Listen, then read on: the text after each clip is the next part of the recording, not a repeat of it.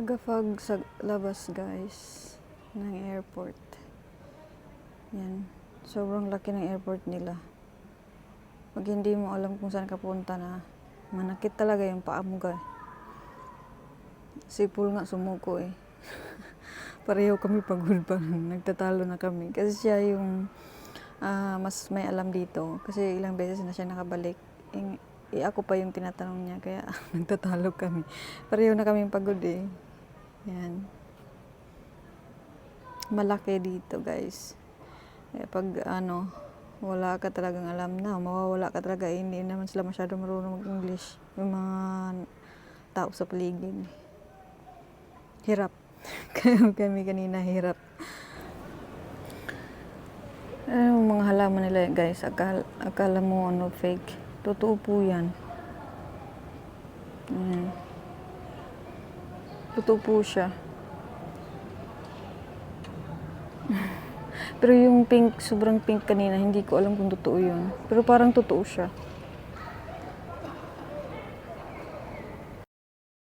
Boarding na kami nito guys, pa-US. Madaling araw, madaling araw ba yung, hindi, hapon pala. Hapon, yung madaling araw pala yung doon galing sa Cebu. So ito, hapon. I think 2 p.m. 2 p.m. yung boarding namin pa-US. Yan guys. Super excited na ako ng time na yan guys. At saka sobrang ganda na nung airline na sinakyan namin guys. Saka, I think mas malaki yung seats namin nung, yung pang, paano na, yung pa-US same airline din to guys. Pero mas malaki yung seats at saka yung seats sa harap ko. At saka yung, basta mas malaki siya. Yan. Nag-voice over ako nito guys kasi may tugtog sila, baka mapalo tayo. Kaya nag-voice over na lang ako nito. Yan. Na-explain ko sana yung anong meron dyan sa seats nila. Kaya lang tinanggal ko kasi nga baka mapalo tayo. Yan.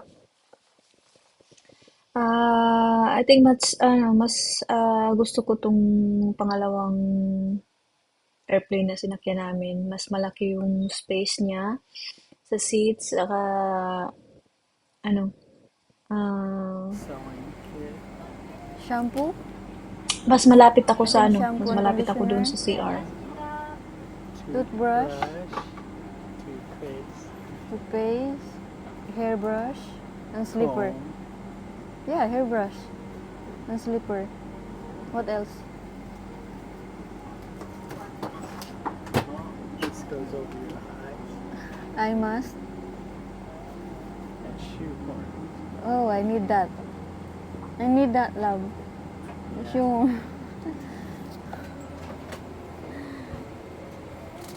No more? Nope. Okay. At saka dyan sa daanan konti guys, may lagayan pa sila ng hanger yan. Pwede ka makapag-hanger ng dalawang jacket dyan or coat.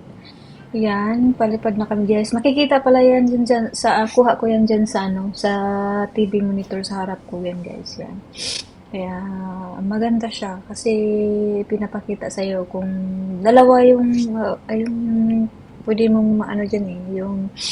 Yung makikita mo, may option ka kung pwede mo makikita yung sa harap, yung harap at saka yung sa dadaanan, yung harap doon mismo sa kung saan ka pupunta, makikita at saka yung mismo sa daanan, yung dalawang camera yung pwede mong makita dyan guys. Diba? Ganda. Kaya may monitor makikita mo kung ah, saan ka pupunta dyan sa ano. Saka kung kunyari palanding na guys, maya makikita nyo kung palanding ka na kung saan ka pupunta, kung saan yung puntahan mo, makikita mo sa taas yung view. Kaya mas maganda siya. Saka ang laki ng TV monitor nila. Yan, nag-vlog yan guys. Sa Korea yan guys. Yung Nung paalis kami ng Korea, yan, nagpa-fog pa sa labas. Sobrang lamig siguro niyan. At saka sobrang ganda ng ang sarap ng pagkain yun sa airplane na sinakyan namin, guys. Sobrang masarap siya. Marami pagkain, yan. Di ba? May pa-wine pa. Char. Guys, sinabi sa akin ni Paul na pwede ka dyan maglaklak dyan, magpakalasing ka dyan guys, pwede pala dyan kasi libre yung mga inumin dyan. Sabi niya, pwede kang maglasing dito. Tapos babahin na lang daw niya ako pagdating ko ng US. Sabi ko, ayoko nga. Gusto ko, gusto ko ma-feel yung kung ano ang klaseng lamig ang US. Sabi niya. Utusan ba naman ako magpakalasing guys? Loko-loko talaga tong asawa ko eh. Sabi niya, pwede ka, hayaan kita magpakalasing. Babahin na lang kita pagdating mo ng US. Yung mga guys, totoo sinabi niya ni Paul sa akin. Magpakalasing daw ako para matulog ako sa sa flight. Kasi nga hindi ka talaga kahit na comfy yung higaan mo dyan guys, hindi ka talaga makatulog kasi maingay naman at saka magalaw. Comfy naman talaga, kung comfy talaga, pero pag sino bang makakatulog ng maayos sa airplane? Hindi lang ba ako or yung iba ba nakakatulog? Kasi ako hindi eh. So sabi niya, ayan magpakalasing ka dyan para tulog ka pag landing daw. Hindi ka naman makakatulog niyan guys kasi gigisingin ka din ng flight crew dyan kasi gigisingin kasi ng madaling araw kasi kakain ka ng almusal bago maglanding, so di ka rin makakatulog dyan. Kaya sabi ko, ayoko magpakalasing nga eh. Gusto kong i-feel yung lamig ng bansa nyo. Sabi ko sa asawa ko. Loko-loko talaga. Pero enjoy na ako niyan guys. Hindi katulad nung sa yung sa Cebu to Korea. Sobrang nakakapagod yun guys kasi 'di ba galing pa ako sa empake, galing pa ako sa trabaho, ang dami kong ginagawa. Tapos stress pa ako kung makapasa ako dun sa immigration, kung baka ma-offload ako yun. Tapos pagdating pa namin ng Korea, hindi pa namin alam kung saan kami pupunta. Tapos ang laki-laki pa ng airport nila, tapos wala ka mapagtanungan. Hindi naman nila alam guys mag-English doon, kaya hinahirapan kami. Yan. Pero yung flight namin from Korea to US, enjoy na ako. Tapos ang daming pagkain, kahit ang daming prutas. Order ka lang ng order, free yan guys, parang buffet. Hindi nga, joke. May menu sila na mag-order ka, tapos kung anong gusto mo. Pero yung bread at saka yung wine, yun. Lalo na yung wine guys, yung inumin. Hingi ka lang ng hingi. Kung gusto mo maglaklak dyan sa loob ng airplane, pwede. Kaya, yan, na-enjoy ko yung flight na yan. Kumpara doon sa Cebu to Korea. Hindi ko masyado na-enjoy yung flight na yun. Yan, 'di ba? Ini-enjoy ko yung anong feeling ng business class. Kasi 'di ba dati lumipad din ako pa Bahrain sa ibang bansa nung OFW ako. Hindi ko na-enjoy kasi naman economy yun, guys. Yan, sobrang ganda. Yan, nakikita ko yung ulap dyan sa taas. Yung kinukuhanan ko rin, palanding na kami dyan, malapit na kami maglanding guys. Tapos kinukuhanan ko ng video yung taas ng sa US na yan guys. Palanding na kami yan sa US. Kaya kinukunan, ini-enjoy ko talaga yan guys. Hindi talaga ako natulog guys. Pag announce ng crew guys na malapit na kami maglanding, hindi talaga ako natulog. Kinunan ko talaga ng video yan. Tagaw lang, char. Di nga. Sino ba naman mag-aakala makakarating ako dito? Guys, wala. Ang dream ko lang dati naman yung Korea dahil sa Bulaklak. Di ba nga mahilig ako sa Bulaklak? Korea at saka Japan lang naman yung dream ko. Hindi ko naman yung dream tong US na to. Malay ko ba matisod ko tong apam ko? Charot. Yun nga guys, hindi ko talaga dream country ang US. Sa totoo lang. Ang iba talaga gustong-gusto yung US. Kasi malay ko ba kung anong nandito sa US? Ang gusto ko lang kasi nga, sa mahilig nga ako sa flowers, yung Japan lang at saka Korea yung dream country ko. Yan. Kasi hindi mo, sino ba mga akala makarating ako dito? Wala. Never in my dream na maisip na makarating ako dito, guys. So, ini-enjoy ko yung view sa taas. Yan. Kinukuhanan ko from the TV monitor. Nagustuhan ko nga yung kasi pinakita sa akin ni Paul kung si Paul lang sa akin, nagturo sa akin na pwede ko makita yung view sa taas. Before kami naglipad dong sa Korea. Yan, pinakita niya sa akin. Siya naman nagturo sa akin. Malay ko ba? Kasi nga dapat, 'di ba dati sa nung nag-flight ako from Manila to Bahrain is economy. Meron din siguro ganyan kasi may TV monitor dun sa harap ko. Pero yung ginawa ko dati kasi movie yung pinapanood ko. Malay ko ba baka meron din ganito. Yan. Yan, malapit na talaga kami mag-landing yan, guys. Yan, landing namin. Welcome to USA. Char. Nag-voice over na lang ako, guys. Kasi yung yung maingay naman saka yung tugtog hindi pwede. Tingnan nyo, guys. Alas 7 na ng gabi dito, ha. Kabababa lang ng araw nila.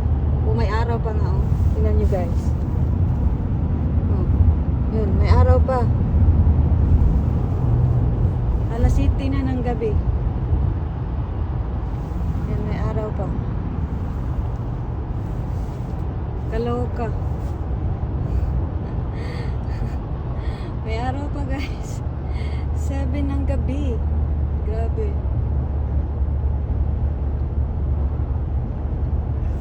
We're gonna go in there. Guys, tingnan nyo yung cherry blossom, guys. Oh my God! Oh my God! Oh my God, guys. Ang ganda. Nag-bloom na siya, guys. Tingnan nyo.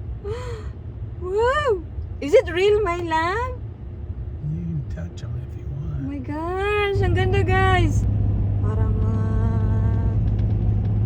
wala nang buhay yung kahoy nila. Pero yan, parang magpapalit sila ng bulaklak, guys. Yan. Yung iba naman na may bulaklak na, pero kasi simula pa lang. Yan. Stoplight.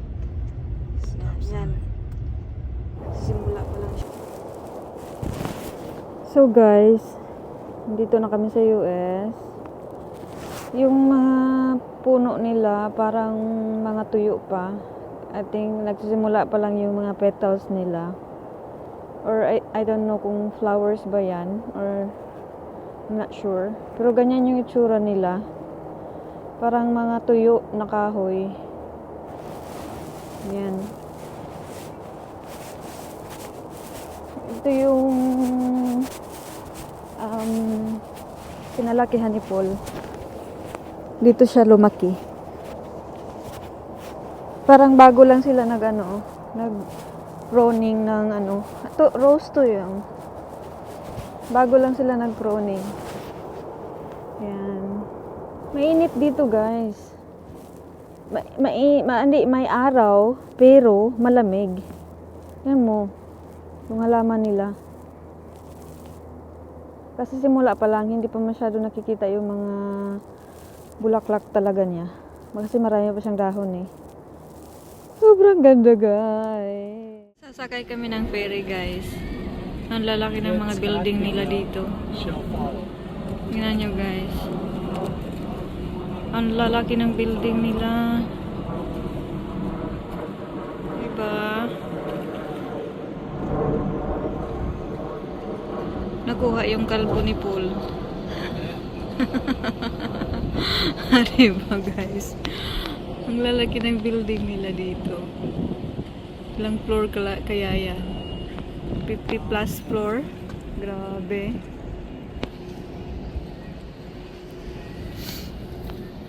Ayan. Sasakay kami, guys. Hindi dyan. Kasi yan eh. Sa tao lang. Hindi makakasakay yung mga sasakyan. Pang tao lang yan. Iba yung ferry na sakyan namin. Yung pwede isasakay yung sasakyan. Ayan guys, ito yung ferry na sinasabi ko sa inyo na sasakyan. Pati mga sasakyan. Hindi lang siya tao, pati mga sasakyan. So, ito yun guys. So, ngayon, igala ko kayo. Punta tayo sa, ano bang tawag doon? Bainbridge Island. Ah, galaan kasi yun guys, tourist spot. Parang tourist spot siya. Tapos, may mga restaurant din doon na sikat na sa mga seafood restaurant. So, yung iba pumupunta doon yung mga tao para kakain lang. Tapos, babalik din agad pagkatapos kumain. Ayan yung view natin guys dyan. Sobrang ganda, di ba? Kaya, tapusin nyo to guys. Ang ganda ng view dito guys. Ayan. Nag-voice over na lang ako at saka isa silent ko yung kasi sobrang ingay kasi nga 'di ba yung ferry maingay at saka hangin malakas so sobrang ingay guys masakit sa tenga kaya panoorin niyo na lang guys. Thank you so much sa support niyo lahat. Thank you.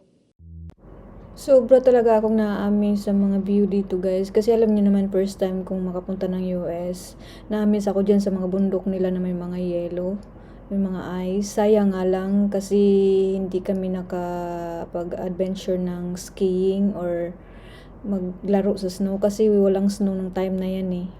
Tapos si Paul may operation pa sa paa kaya hindi na siya pwede mag-adventure ng mga ganyan. Kaya nahihirapan na siya. Kaya wala kami mga mountain adventure. Ganda ng island nila guys. Alam niyo baka pupunta lang kami dito para kakain. Diba? Ganda. Hi! Hello people!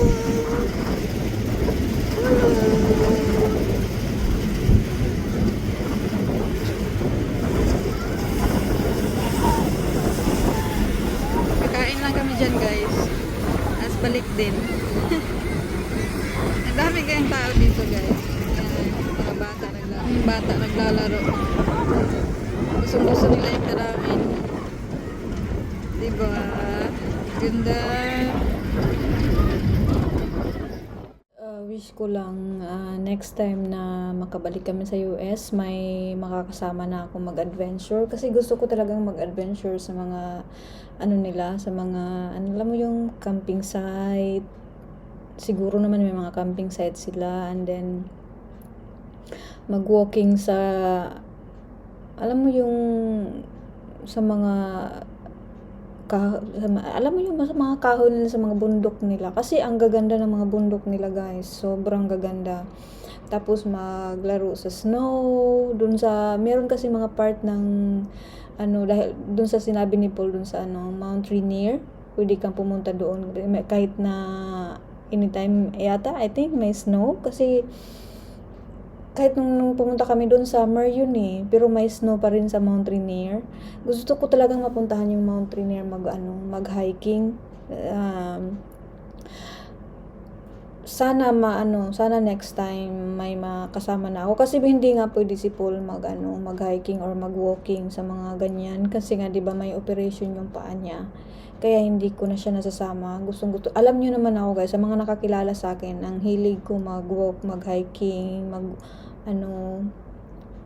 mountain climbing or ano pang mga adventure na yan sa mga bundok-bundok. Yun talagang hobby ko guys. Sobrang saya ko talaga pag nakakapunta ako ng mga bundok, ng mga nakita ako ng mga ang gaganda ng mga nature, kahit mga kahoy, masaya na ako.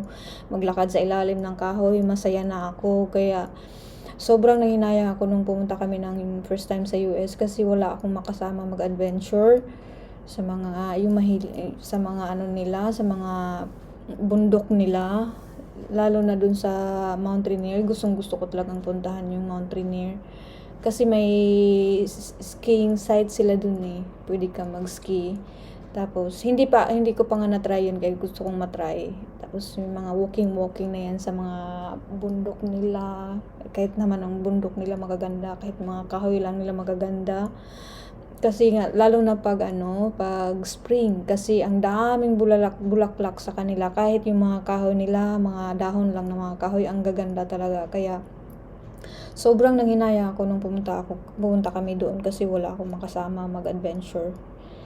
Kaya medyo malungkot ako nung pauwi na kami, tapos hindi ako nakapag-adventure sa mga adventure site nila doon.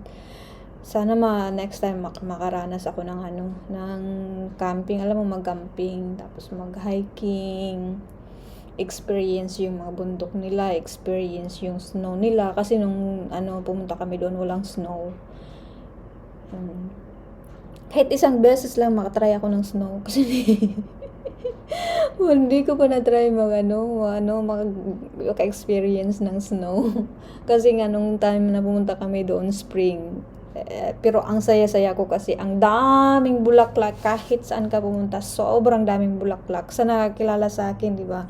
Bulaklak at saka hiking sa nature yung hobby ko. Sobrang gaganda talaga. Grabe. Kaya nakita ko na yung spring. Sana next time maka-experience ako ng snow. Diba? Ang saya lang. Sana, wish ko lang next time na punta namin ng US, may makasama na ako mag-adventure. Diba? Ang saya kaya nun. Kasi, lalo na yung sa US, ang gaganda ng mga nila, ang mga, alam yung mga kahoy nila, puro kahit may mga dahon lang nila, mga bulaklak, ang mga dahon, mga colorful, lalo na pag sa spring, siguro ang gaganda, siguro ang sobrang ganda siguro maglakad sa mga nila, sa walking site nila, sa mga adventure site nila, ang hiking site. Grabe, sobrang ganda. Tingnan niyo naman yan. Grabe, pati yung mga bahay nila, yung mga kahoy nila, sobrang napaka-colorful. Kahit yung mga puno lang na makikita mo, yung mga ganyan na hindi bulaklak, saya na. Alam niyo naman ako na mahilig ako sa ganyan eh. Kaya sobrang na-amaze ako sa mga kahoy nila doon, mga dahon ng kahoy nila doon ng spring. Ay nako, talagang palaging lumalaki yung mga mata ko kahit sa mga, lalo na yung sa mga garden ng mga bahay nila. Ang gaganda talaga, grabe. Sobrang gaganda. Kaya gusto kong mag-road trip kasi nakikita ko yung mga sa paligid yan. Tingnan nyo, kahoy lang yan mga halaman lang yan, hindi bulaklak, pero grabe. Mga kukulay ng mga dahon ng halaman nila. Diba? Yan ang mga maple tree. Yan, yung maple tree din, ang ganda ng kulay ng mga dahon ng maple tree. Kahit yung mga Christmas tree nila, grabe, mga totoong Christmas tree talaga. Ang gaganda. Ang lalaki pa, sobra. Kaya, I wish pag sa next time na punta namin, may makasama na ako mag-adventure. I wish. Sana nga. Ang gaganda, di ba? Sobrang gaganda.